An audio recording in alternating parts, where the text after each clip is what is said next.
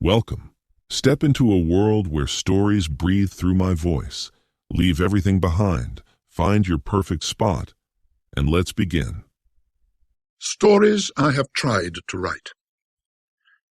I have neither much experience nor much perseverance in the writing of stories. I'm thinking exclusively of ghost stories, for I never cared to try any other kind. And it has amused me sometimes to think of the stories which have crossed my mind from time to time and never materialized properly.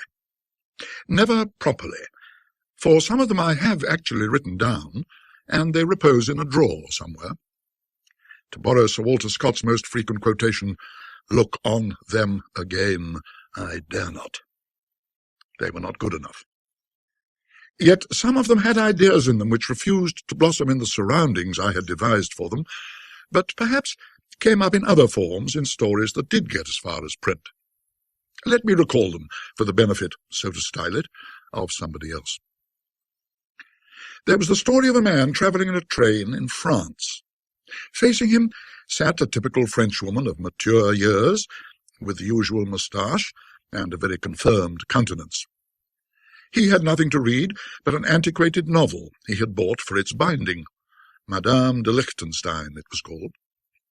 Tired of looking out of the window and studying his vis-à-vis, he began drowsily turning the pages, and paused at a conversation between two of the characters.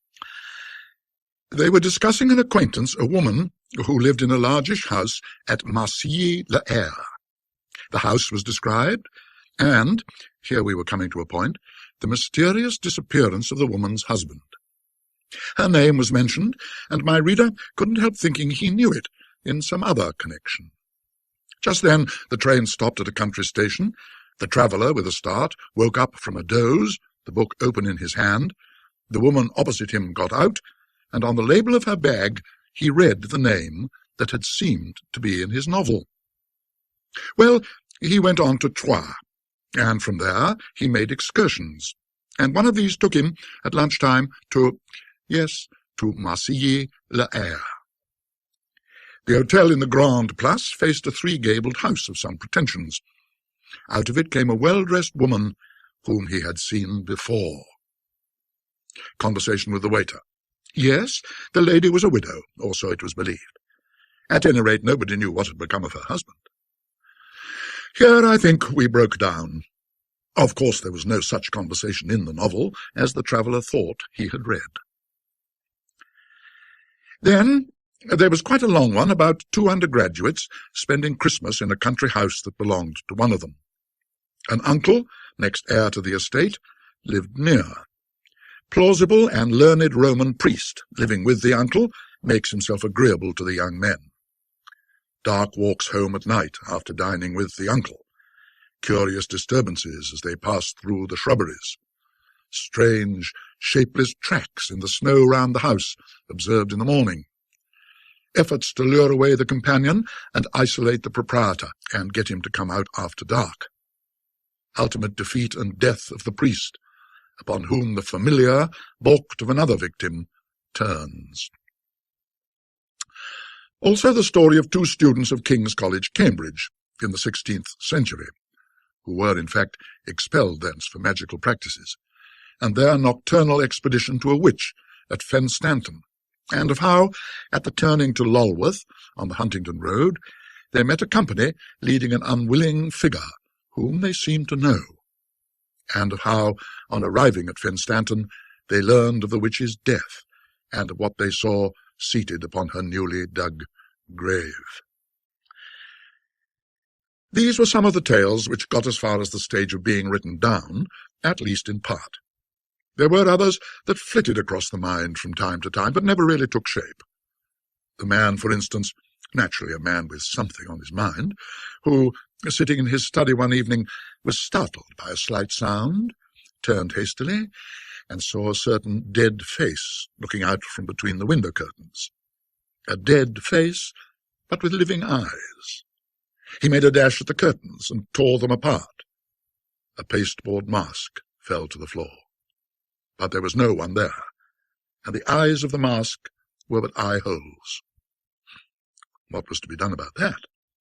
There is the touch on the shoulder that comes when you are walking quickly homewards in the dark hours, full of anticipation of the warm room and bright fire, and when you pull up, startled, what face or no face do you see? Similarly, when Mr. Badman had decided to settle the hash of Mr. Goodman, and had picked out just the right thicket by the roadside from which to fire at him, how came it exactly that when Mr. Goodman and his unexpected friend actually did pass, they found Mr. Badman weltering in the road? He was able to tell them something of what he had found waiting for him, even beckoning to him in the thicket, enough to prevent them from looking into it themselves. There are possibilities here, but the labour of constructing the proper setting has been beyond me. There may be possibilities, too, in the Christmas cracker, if the right people pull it, and if the motto which they find inside has the right message on it.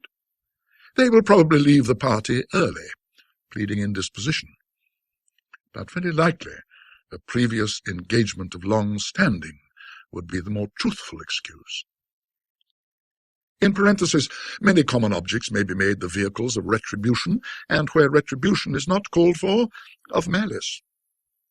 Be careful how you handle the packet you pick up in the carriage drive, particularly if it contains nail parings and hair. Do not in any case bring it into the house. It may not be alone. ... Dots are believed by many writers of our day to be a good substitute for effective writing.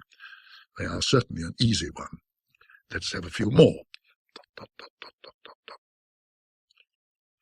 Late on Monday night, a toad came into my study, and though nothing has so far seemed to link itself with this appearance, I feel that it may not be quite prudent to brood over topics which may open the interior eye to the presence of more formidable visitants.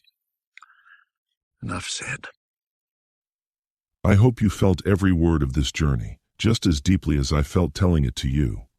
If you want to stay part of the story, hit subscribe and ring the bell. Something even more captivating is already on its way. Until next time.